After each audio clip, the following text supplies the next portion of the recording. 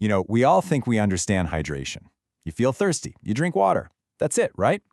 Well, what if I told you that after age 65, that simple instinct becomes a really dangerous balancing act? It's a daily challenge where getting it wrong, either too much or too little, can have some pretty serious consequences. Today, we're going to dig into why. So yeah, why does something so basic, so fundamental get this complicated? As we're about to see, age has a way of quietly rewiring your body's internal plumbing and all of its alarm systems. It turns what should be a simple necessity into a real daily challenge. Let's get into the science behind this whole shift.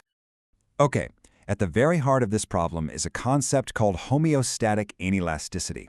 It sounds complicated, but it's really not. It just means the body's safety net for managing fluids, it just isn't what it used to be. That safe little window between being just right and dangerously off shrinks, like dramatically. And it's that incredibly narrow margin for error that changes the whole game. To really get this, we've got to start from the inside out. The very first issue is that the body's own personal water tank, its reservoir, it actually gets smaller as you age. And the reason for this, well, it has everything to do with muscle. This chart just lays it out perfectly. A younger guy, he's about 60% water by weight, but after 65, that can drop all the way down to 50%. I mean, think about it like this. It's like your car's gas tank suddenly got smaller. Any small leak now has a much bigger impact on how far you can go before you're just running on empty. So what's actually causing this drop? Well, as men get older, they naturally lose lean muscle mass. There's a name for it: sarcopenia. And here's the thing, muscle tissue is about 75% water. So when you lose muscle, you're literally losing your main water storage. And at the same time, fat tissue, which holds almost no water, tends to go up. This fundamental change in body composition is really step one toward that tiny safety margin. So the tank is smaller. Got it. But that's only half the story. What happens when the safety systems, the alarms that tell you to refuel and the engine that helps conserve that fuel, what happens when they also start to fail? Well, the first alarm to go is thirst itself. For younger folks, it's a fantastic early warning system. But with age, that signal gets dull, it gets blunted. It's a condition called hypodipsia. Your brain just doesn't send out that "I'm thirsty" text message until dehydration is already well underway. It's kind of like the low fuel light on your dashboard only coming on after you've already run out of gas. And it's not just the brain's alarm system that's on the fritz. The body's main water treatment and conservation plant, the kidneys, they start to lose efficiency too. The machinery, as you can see, just doesn't work like it used to. And this number really shows you what that loss of efficiency looks like. A young, healthy kidney is amazing at concentrating urine to save water, up around 1,200 milliosmoles per kilogram. But as you get older, that number can plummet to less than 500. What that really means is your kidneys just can't hold on to water as well. Precious fluid is lost, even when your body is desperately trying to save every last drop. Okay, so we have a smaller reservoir and we have failing safety systems. Now what happens when we start adding the complexities of real life right on top of this already fragile situation? Because common health conditions and medications can create an absolute perfect storm. And this is where things get really tricky. For a lot of older men dealing with heart or kidney issues, that simple advice to drink more water is actually dangerous.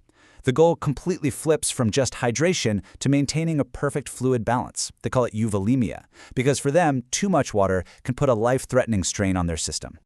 In fact, for patients with moderate to severe heart failure, doctors will often prescribe a super strict fluid restriction, sometimes as low as 1.5 to 2 liters a day. That's only about 50 to 68 ounces, and that number includes all fluids, from drinks and even from your food.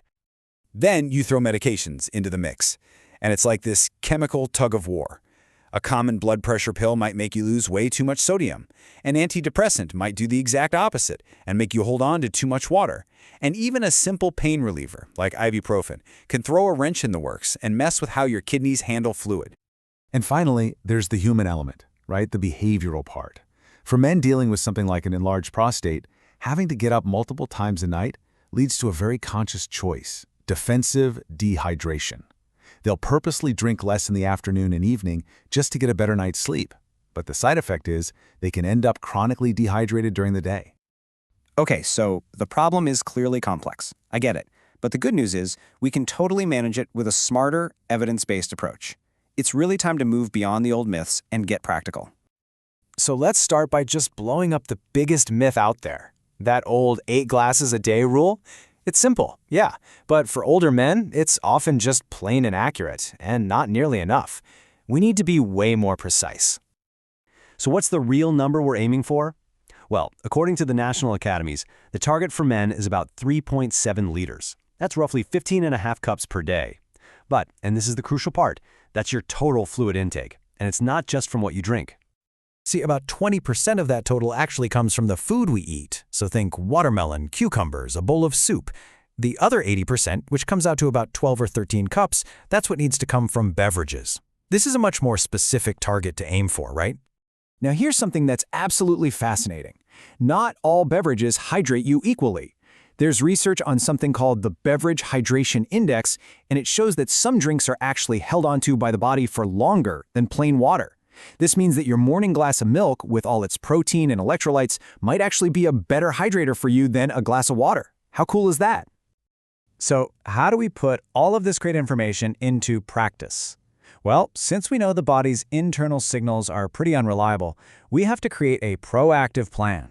One with external, practical tools that we can use for monitoring. Look, since you can't really trust that feeling of thirst anymore, you need a new gauge. And the simplest, most reliable one is something you literally see every single day. You just need to know what to look for. This right here is your new hydration dashboard. It's that simple. If your urine is a pale, straw-like yellow, think lemonade. You're in the optimal zone. You're good to go. But if it starts to get dark yellow or look more like apple juice, that's your body's most reliable signal telling you that you need to drink more fluids, long before you might ever actually feel thirsty. So here is how you put it all together. It's all about shifting from being reactive to being proactive. Stop waiting for thirst to kick in. Instead, build hydration right into your day. Have a glass of water with your morning meds. Have another one with each meal. If those nighttime bathroom trips are an issue, front-load your fluids to earlier in the day. The key here is to create a schedule and not rely on a broken signal. So, I'll just leave you with this question. Is your current hydration plan based on a faulty feeling, or is it based on cold, hard fact? Because for men over 65, making that shift from just guessing to actually knowing isn't just a good idea, it can be one of the most important health decisions you make.